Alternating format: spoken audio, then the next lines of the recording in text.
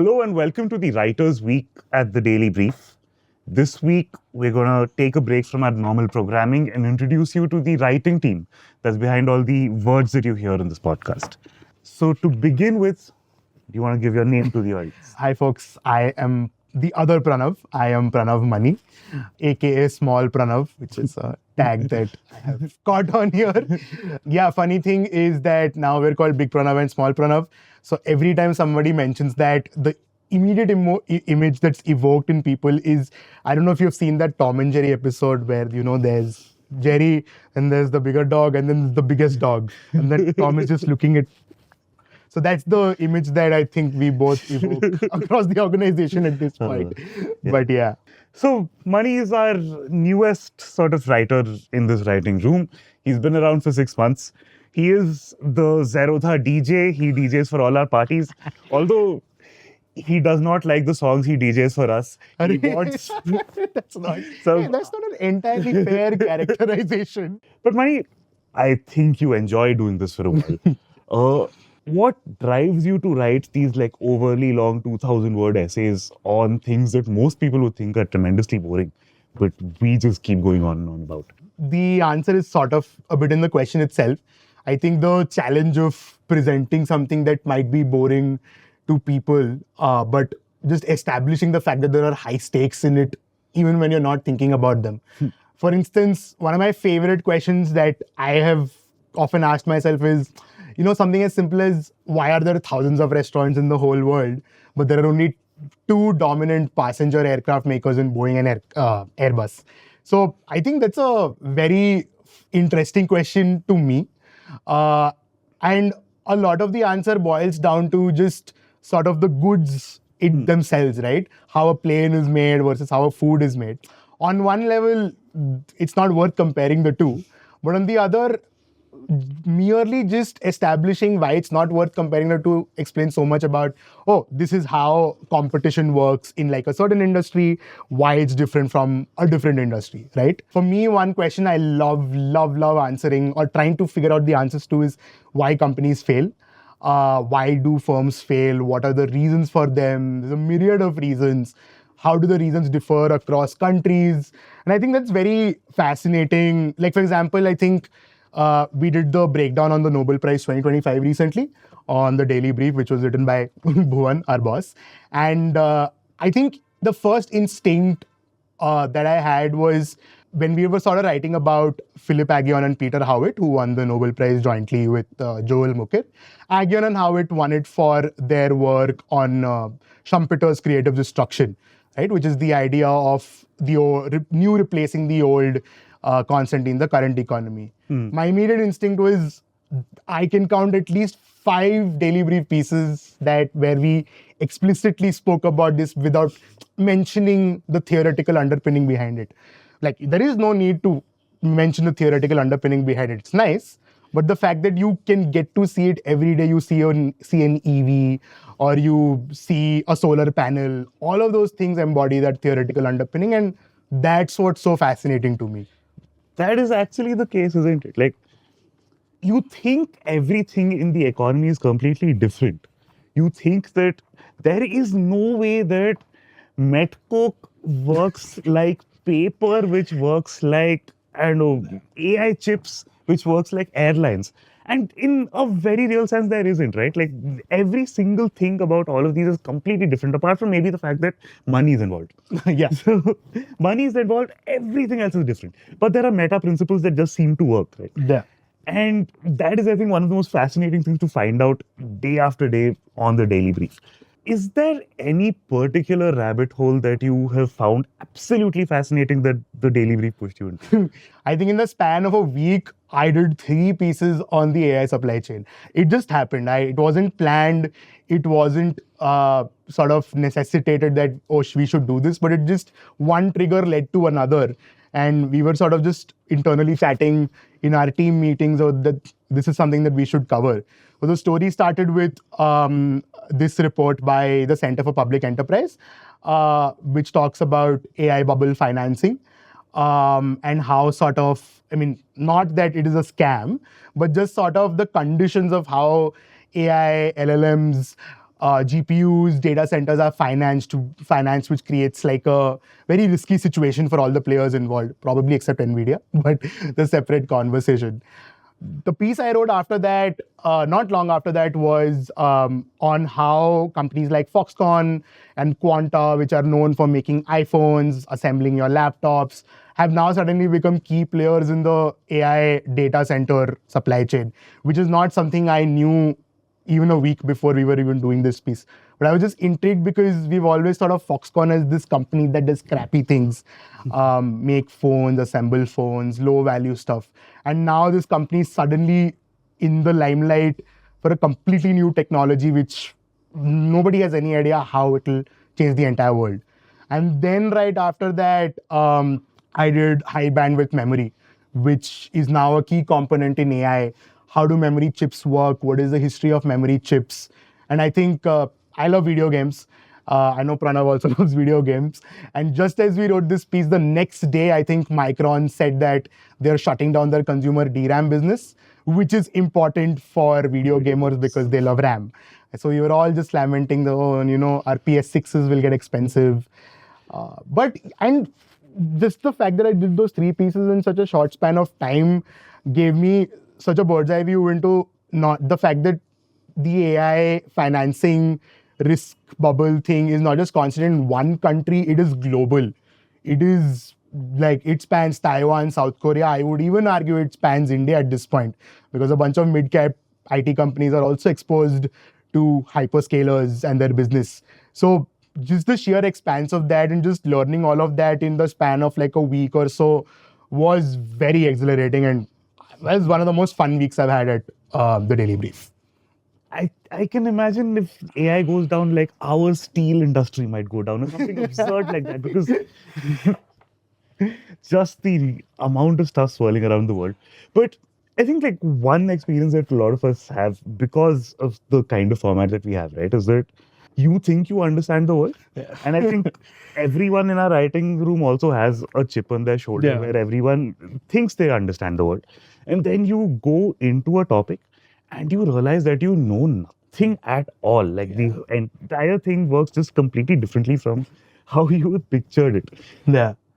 Has that happened to you? And like, if so, like, is there something that like pushed you in that direction? So I wouldn't say it was ever as extreme, but I think there were definitely 2-3 things where I thought I knew a lot of things, but then the more I learned it, the more I was horrified at how much I did not know, but also fascinated by, oh, this is what goes on in here. This is how things work, right? I think so. One thing that I would probably say is solar.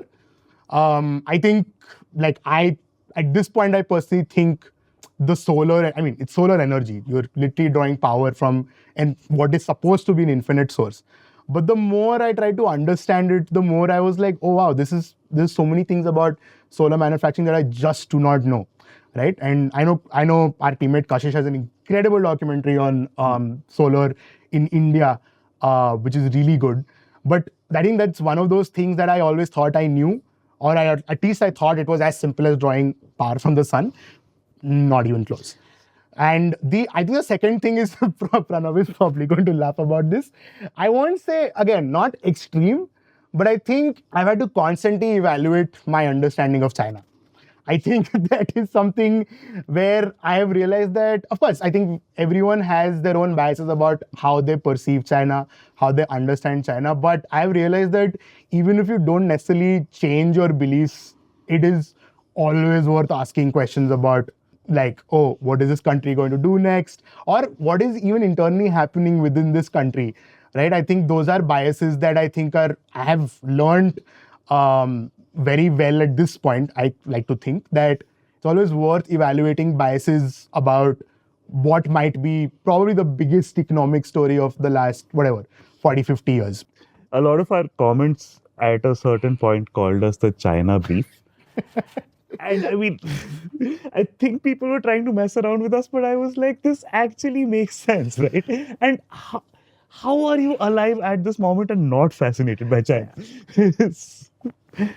Apart from, knowing something or like being fascinated by something, I think there is this awkward middle ground that we've also started to develop, where there is a very wide range of topics, Yeah. where we are fascinated, but we are extremely confused. We have no idea what is happening, how it works, how it will play out, none of that. All we understand is कि मजा आ रहा है भाई. On that note, like, what do you think is the hardest part about the job? I think the hardest part of this job is constantly thinking even after your 9 to 5 is done. Like, again, it is both a pro and a con. I think like it's nice to be able to do work where you're energized, you're constantly curious, you're constantly thinking. But do you really want to be constantly thinking when you're with friends at a restaurant, when you're going to a mall to have fun? When you're watching a movie and something happens in the movie and just randomly triggers something you read during work or you wrote for the daily brief. And I'm just like, I appreciate this, but for how long? Right? And I think that's just the nature of the job. I don't think this is something that is necessarily like some needs to be done away with. And I think everybody who enters this sort of writing profession or even journalistic profession, so to speak, I think we'll have to live with it, cope with it, enjoy it. Because there are times when I certainly do enjoy just constantly being on edge, but there are times I don't. And I think it's a cycle. It's definitely a cycle. It is the curse of the daily brief. It is. And it is both a good space to be in and an uncomfortable space to be in depending on your mood. Just have to learn to live with it. That's fair. Oh, on which note, like, what is the hardest piece that you've had to write for the daily brief? For many reasons, not just about the complexity of the topic. I think it was last week when I wrote about how Indian discoms work. I was supposed to take up a piece that I was supposed to finish it in a day. Instead, the more I went to it, the more I realized this is not a piece I should have picked up if I needed to finish something in a day, because we were all strapped on resources and time.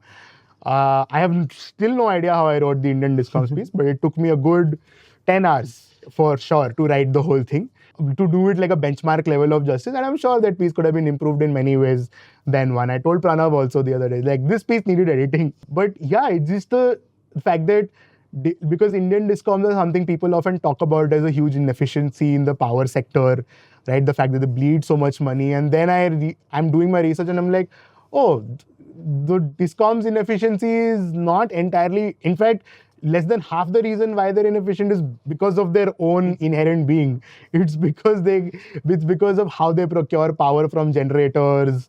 Like it's just so many things that you feel like you need to do justice to. So I think Indian discoms is definitely it. I can imagine. I think like our entire mission with the daily brief is at some point extremely selfish. We're just like, we will learn about the world, and if someone's paying us, then fantastic. Fantastic. Sometimes it can be a nightmare. It's like being a foodie, but having to finish your plate every single time. On some days, you're like, I cannot eat. Yeah. But I think now that we're heading into the end of the year, right? There are a lot of things that, you know, there are a bunch of things right now, especially at the moment that we are in currently at the end of 2025, where there are a lot of questions that are extremely uncertain and deeply unsettled. Yeah. And there are things that could frankly just go anywhere at all. Yeah. Right? One of them, for instance, is what is happening with AI contracts, AI financing, etc. It could go anywhere.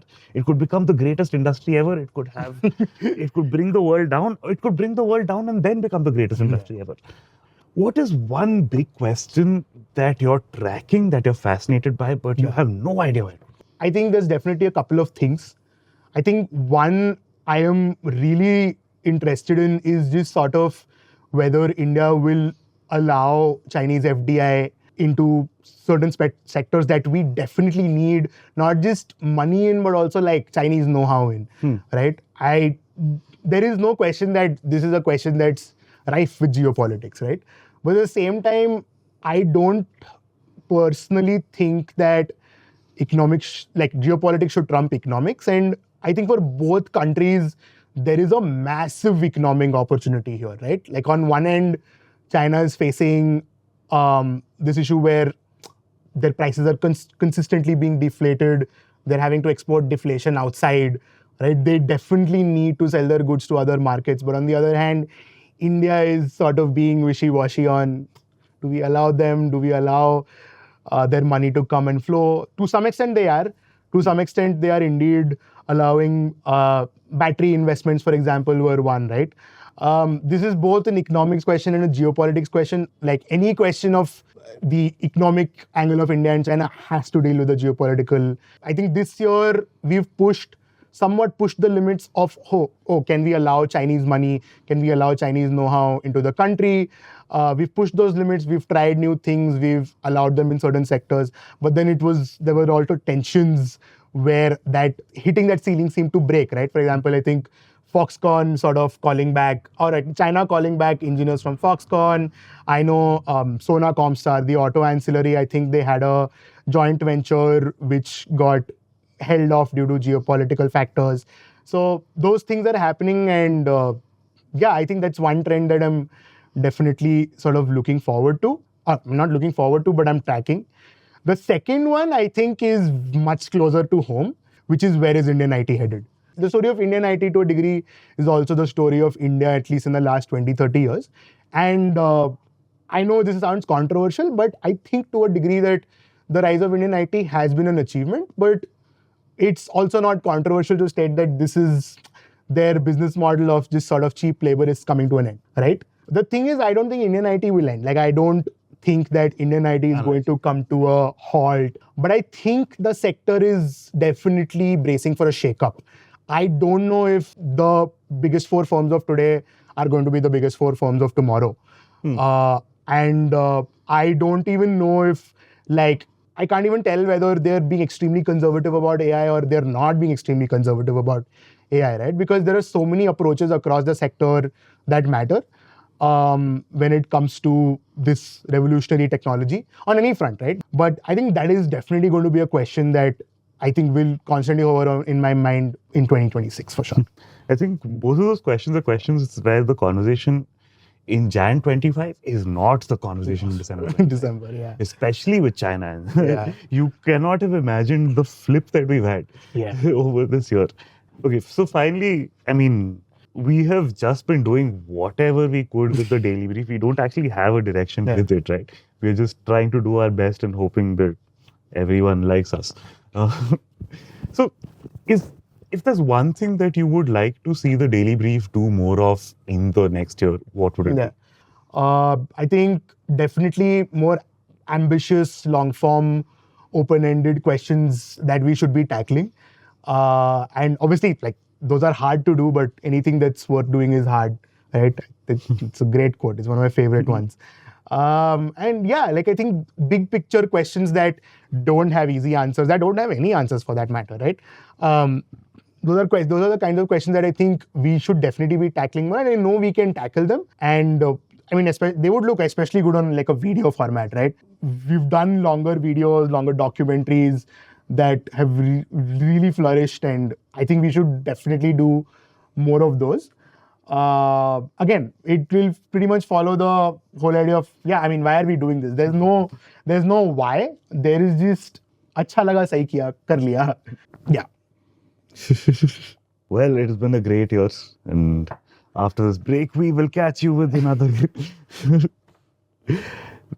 I do not know how to close this. That's a wrap. So, guys, that was Manie. We've had a great time working over this last year. Honestly, we are also not completely sure about what we are doing. So in case you have any ideas for us, any suggestions, anything that you heard us talk about that you would like to see more of, just let us know in the comments and we'll get back at you. And thank you so much. Thanks, folks.